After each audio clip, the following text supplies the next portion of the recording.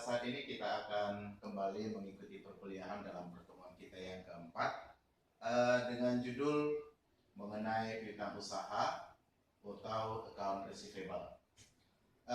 Seperti yang kita ketahui sebelumnya bahwa piutang usaha itu terjadi karena apa? Terjadi karena adanya penjualan yang kita lakukan secara kredit, sehingga orang yang menjual secara kredit itu akan memiliki piutang kepada pihak yang membeli secara kredit, dan pihak yang membeli secara kredit itu memiliki utang kepada penjual secara kredit, atau karena kita melakukan peminjaman kepada orang lain sehingga menimbulkan piutang kepada orang tersebut. Jadi saudara-saudara, secara umum kita boleh melihat bahwa kita artikan piutang itu merupakan bagian dari tagihan kepada perorangan atau organisasi yang timbul dari penjualan barang, dagangan, atau penawaran jasa. Jadi kalau penjualan dalam bentuk barang dagangan berarti ada sesuatu yang dijual, atau kalau di dalam bentuk jasa berarti itu dikatakan merupakan bentuk daripada suatu penawaran. Yang pasti, apakah penjualan barang ataupun penawaran jasa itu harus dilakukan secara kredit? Kalau dikatakan di sini tanpa disertai adanya janji tertulis secara formal, tidak ada janji antara pihak penjual dan pembeli kapan itu akan dilakukan penagihan, kapan itu akan dilakukan pembayaran secara formal atau secara janji tertulis dalam masalah periode jatuh tempo, di mana pelunasannya kalau kita bicara tentang piutang, pelunasannya kurang dari 1 tahun. Karena kurang dari 1 tahun, maka piutang itu dikelompokkan sebagai bagian daripada aktiva lancar atau kita sebutkan itu sebagai current asset. Jadi secara umum saudara-saudara bahwa piutang usaha yang dimiliki oleh perusahaan itu berasal terdiri dari 2 bagian. Yang pertama itu dikatakan sebagai piutang dagang. Kalau kita bicara mengenai piutang dagang berarti piutang itu berasal daripada penjualan barang ataupun penawaran jasa, di mana penjualan barang atau penawaran jasa itu merupakan bagian daripada kegiatan utama dari perusahaan. Artinya memang itu kegiatan utama atau kegiatan normal daripada perusahaan. Dan yang kedua, kalau piutang itu muncul karena bukan berasal dari kegiatan usaha normal daripada perusahaan, itu dikelompokkan sebagai piutang lain-lain. Misalnya, piutang pegawai, kita memberikan pinjaman kepada pegawai. Piutang bunga, ada bunga yang seharusnya kita terima tapi belum kita terima. Piutang pemegang saham, piutang dividen, tersekot dalam kontrak pembelian. Dan yang perlu kita ketahui bahwa kalau kita bicara mengenai piutang, dari keseluruhan daripada jumlah piutang yang dimiliki oleh perusahaan, tidak semuanya itu dapat ditagih. Ada bagian piutang yang dimiliki oleh perusahaan ada kemungkinan tidak dapat ditagih, sehingga itu dikelompokkan sebagai biaya kerugian piutang atau kita sebutkan sebagai bad debt expense. Jadi merupakan bagian daripada kerugian piutang yang tidak dapat ditagih, sehingga bagian piutang yang tidak dapat ditagih yang dibebankan sebagai biaya itu akan dikelompokkan di dalam kelompok beban usaha sebagai pengurang daripada laba. Apa penyebab piutang itu tidak bisa ditagih? Yang pertama, karena debitur itu bangkrut atau debitur itu pilot. Jadi dia tidak memiliki kemampuan lagi untuk membayar kewajibannya. Yang kedua, karena memang jumlah utang kita, utang debitur kepada kita, jumlah piutang kita kepada debitur itu terlalu sedikit, sehingga tidak terlalu signifikan. Dan yang ketiga, memang debitur itu tidak mau melunasi utangnya. Jadi debitur itu tidak mau melunasi utang, berarti itu kita anggap sebagai piutang tidak tertagih. Atau karena memang debitur pindah tanpa pemberitahuan. Jadi kalau udah pindah tanpa pemberitahuan, bagaimana kita melakukan penagihan piutang kepada mereka? Dan yang kelima, yang ini pasti, kalau debitur itu sudah meninggal dunia, yang pasti kita tidak akan bisa melakukan penagihan kepada mereka. Yang berikutnya saudara-saudara, bahwa kita perlu melakukan penilaian terhadap piutang. Apa yang kita sebutkan sebagai penilaian terhadap piutang? Bahwa piutang itu harus dinilai sebesar jumlah piutang yang diperkirakan dapat kita tagih. Jadi jumlah piutang yang dicantumkan biasanya piutang itu akan dilaporkan ke dalam laporan posisi keuangan atau kita kenal selama ini sebagai neraca. Jadi di dalam neraca itu akan ditampilkan misalnya jumlah piutang kita itu 100 juta, dari 100 juta itu misalnya 20 juta kita perkirakan tidak dapat ditagih, maka jumlah piutang yang ditampilkan di neraca harus sebesar jumlah piutang yang diperkirakan dapat ditagih. Jadi harus nampak 100 juta kurang 20 juta, jadi 80 juta yang diperkirakan tidak dapat ditagih. Di dalam penilaian piutang, setiap akhir periode, saldo piutang harus disesuaikan untuk mengakui adanya bagian kerugian piutang untuk memperbaiki saldo piutang yang ada di dalam neraca. Sehingga apa? Jumlah piutang yang ditampilkan di dalam neraca atau di dalam laporan posisi keuangan itu sebesar jumlah piutang yang diperkirakan dapat ditagih. Jadi bagian piutang yang tidak dapat ditagih itu kita anggap sebagai biaya kerugian piutang dan dibuatkan itu sebagai cadangan kerugian piutang. Jadi biaya kerugian piutang, bad debt expense, itu kita letakkan di debit, sedangkan cadangan itu, allowance for bad debt, itu kita letakkan di sebelah kredit. Jadi biaya kerugian piutang itu sendiri akan dilaporkan di dalam laporan laba rugi sebagai pengurang daripada laba, sedangkan cadangan kerugian piutang akan dilaporkan ke dalam neraca sebagai pengurang daripada piutang. Metode pencatatan piutang usaha ada dua bagian. Yang pertama itu merupakan metode penghapusan langsung. Yang kedua itu dianggap sebagai metode cadangan atau metode penyisihan. Kalau di dalam metode penghapusan langsung, biasanya perusahaan metode ini dipergunakan pada perusahaan yang kecil. Jadi pada perusahaan kecil, transaksinya sedikit, di mana tidak dapat menaksir kerugian piutang secara tepat. Kemudian pada akhir periode tidak ada taksiran kerugian piutang yang dibebankan, tetapi kerugian piutang baru diakui pada waktu diketahui adanya piutang tidak dapat ditagih. Jadi kalau sudah ada dari jumlah piutang yang dimiliki oleh perusahaan, kalau diperkirakan tidak dapat ditagih, itu langsung dilakukan penghapusan. Dan yang pasti, bila diketahui adanya piutang tidak dapat ditagih, maka piutang tersebut dihapuskan dan dibebankan kepada rekening beban kerugian piutang. Nah, jadi itu metode penghapusan langsung. Yang kedua itu adalah metode cadangan atau penyisihan. Dalam metode cadangan atau penyisihan, setiap akhir periode dilakukan penaksiran jumlah kerugian piutang atau cadangan kerugian piutang yang akan dibebankan pada periode yang bersangkutan. Tujuannya adalah untuk mengurangi nilai piutang usaha sampai jumlah yang dapat direalisasi. Jumlah piutang usaha yang diperkirakan dapat kita tagih. Mengalokasikan biaya kerugian piutang pada periode berjalan. Jadi pada periode berjalan yang diperkirakan tidak dapat ditagih, disitulah itu akan dialokasikan sebagai pengurang daripada laba. Jadi di dalam kita bisa melihat di sini, ya, ada untuk metode penghapusan langsung, dengan metode catatan kerugian piutang dengan metode cadangan. Jadi ada dua metode. Kalau metode cadangan, ya kan, pencatatan kerugian piutang, dasar pencatatan kerugian piutang ada tiga metode. Yang pertama itu kita katakan sebagai metode pendekatan laba rugi. Yang kedua, nanti itu dikatakan sebagai metode neraca, pendekatan neraca, dan yang ketiga nantinya itu sebagai metode dengan menggunakan analisis umur piutang. Jadi kalau kita melihat untuk metode yang pertama, di dalam metode pertama, metode pendekatan laba rugi dengan menetapkan persentase tertentu dari penjualan kredit neto untuk periode yang bersangkutan. Kemudian yang kedua itu adalah metode pendekatan neraca. Di dalam metode pendekatan neraca dia menetapkan persentase tertentu dari jumlah saldo piutang. Dan yang ketiga itu dengan menggunakan metode analisis umur piutang, menganalisa umur piutang dari setiap debitur. Berarti di sini ketika kita melakukan analisa umur piutang, maka ada piutang yang belum jatuh tempo dan ada nanti piutang yang sudah lewat jatuh tempo.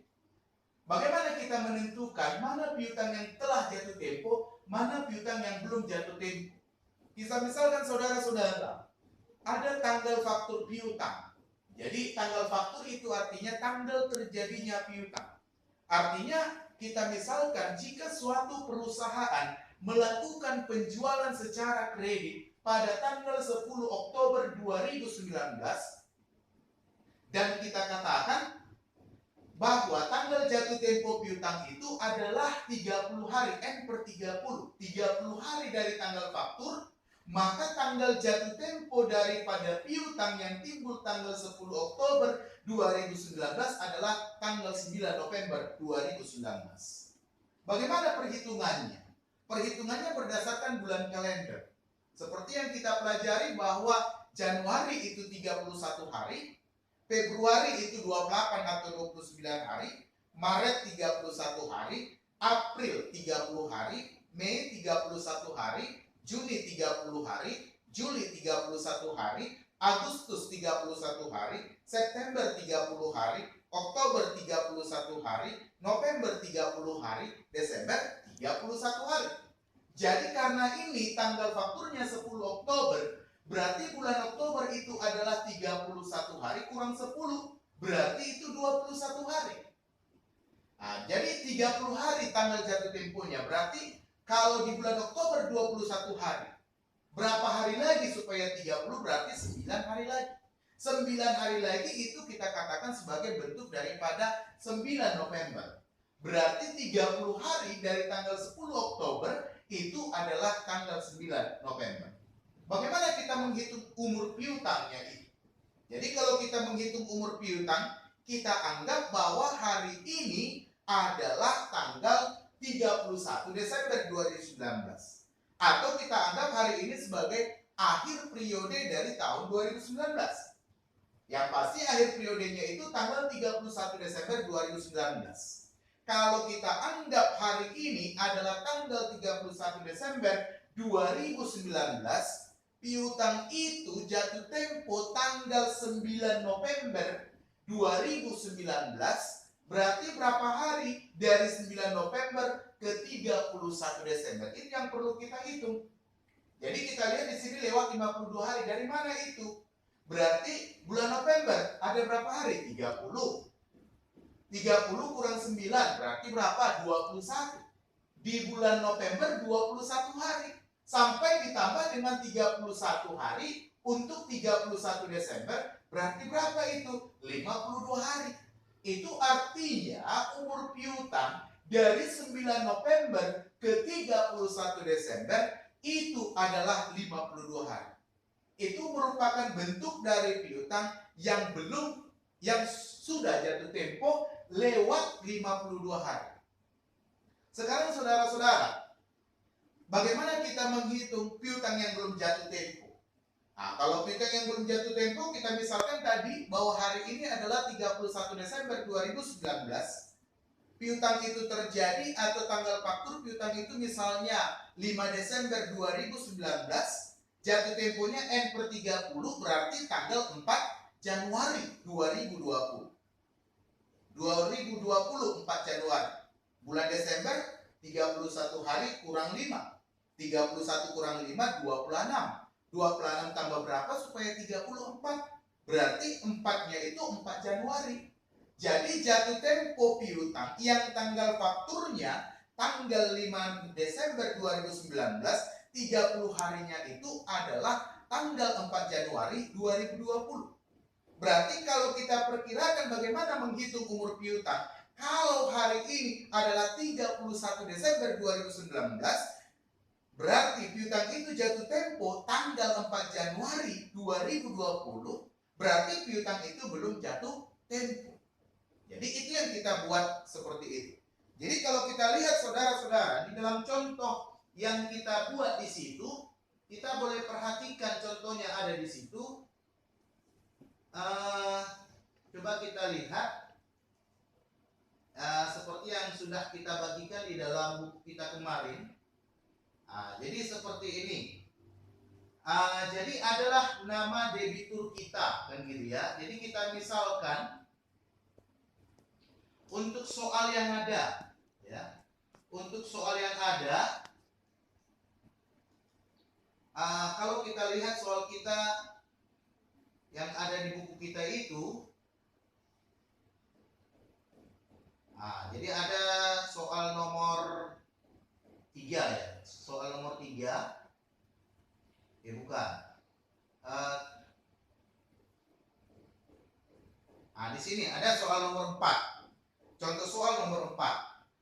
Ya, kita lihat soal nomor 4 yang ada di halaman 10. Kita misalkan jumlah piutang kita PT Momensen per 31 Desember 2019 itu adalah 29 juta. 29 juta yang mana? Piutang kita kepada, ada toko debitur kita, ada toko Sumatera, ada toko Jawa, ada toko Kalimantan, ada toko Sulawesi, ada toko Papua, ada toko Maluku, dan ada toko Bali. Artinya dari jumlah piutang kita dari toko Sumatera 1.500.000 di sini tadi sampai dengan toko Bali 2 juta di sini, itu jumlahnya ini 29 juta. Dan kita lihat di dalam soal itu, saudara-saudara, ya, ketika kita melakukan yang pertama, kita melakukan mengelompokkan umur piutang. Jadi kita mengelompokkan umur piutang, mana piutang yang sudah jatuh tempo, mana piutang yang belum jatuh tempo. Itu langkah pertama. Tapi sebelumnya di sini diperkirakan per 31 Desember 2019 dari jumlah piutang dagang PT Momensen yang 29 juta, ada penyisihan piutang tak tertagih 600.000.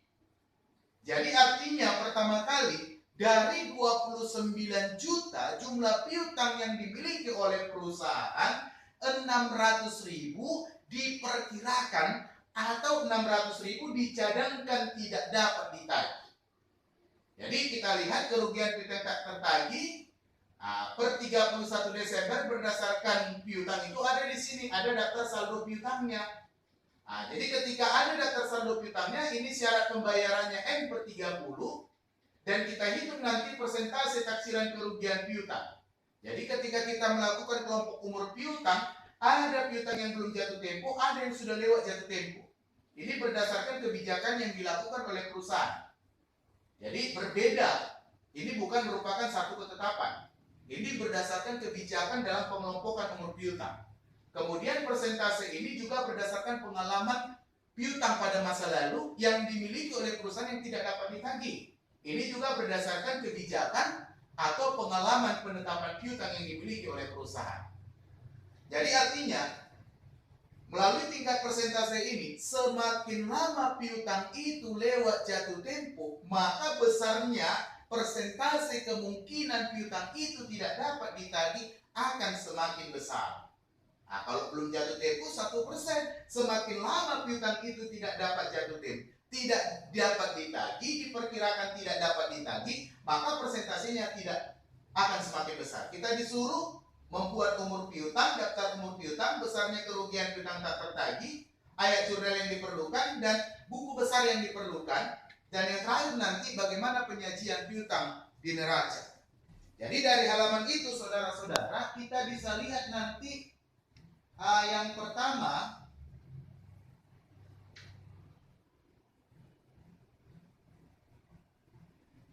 ini dia.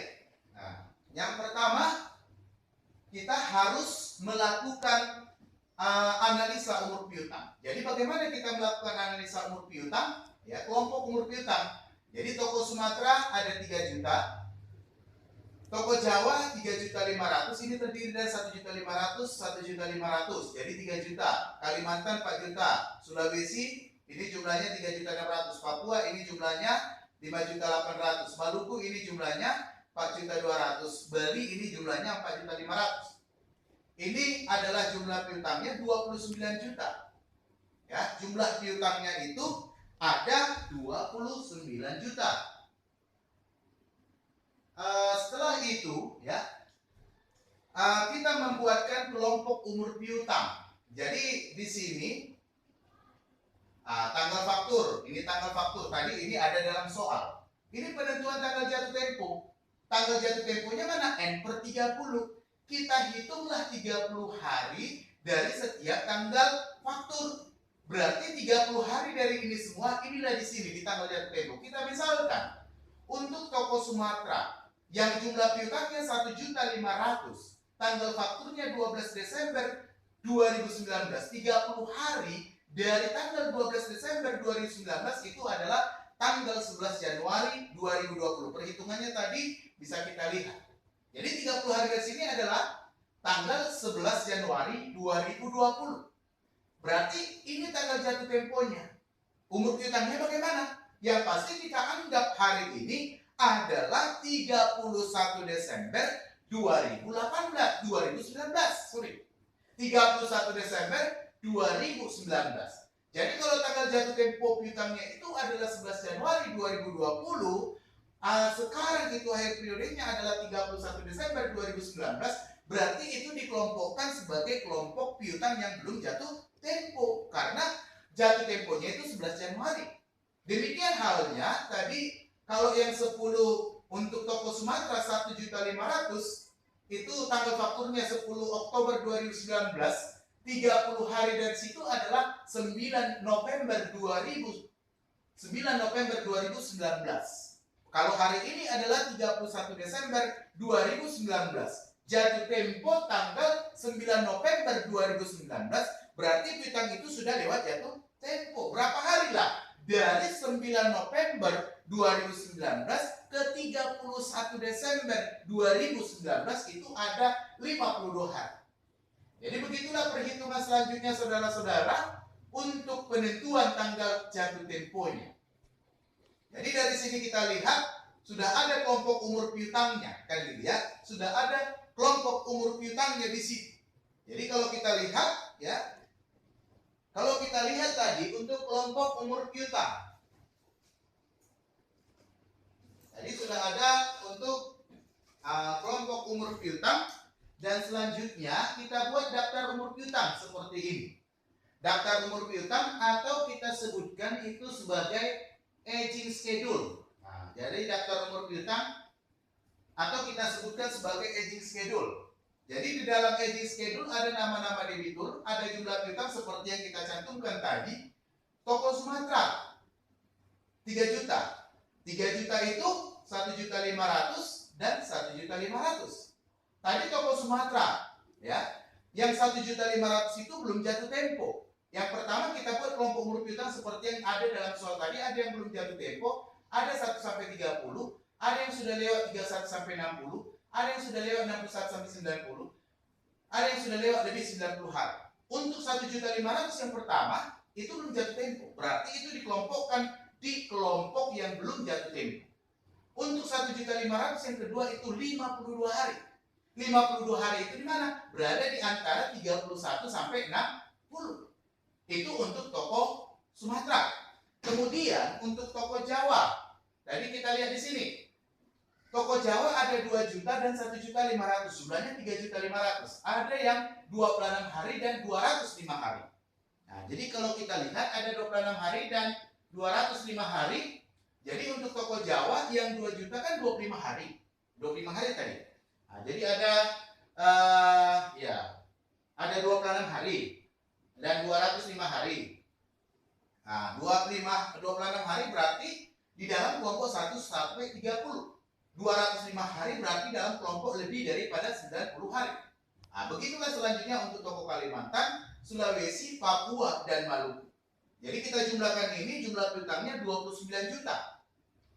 Yang belum jatuh tempo 7.100.000, 1 sampai 30 6.500.000, 31 sampai 60 8.700.000, dan 1 sampai 90 1.800.000. Lebih 90 hari adalah 4.900.000.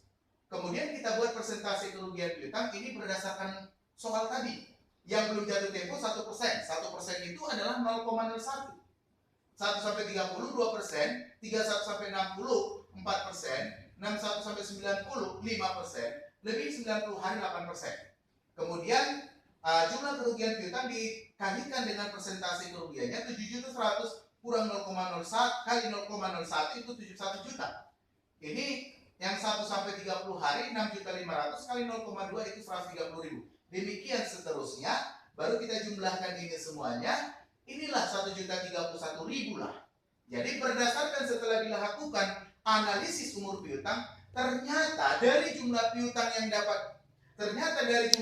kita yang 29 juta, 1.031.000 lah yang tidak dapat ditagih.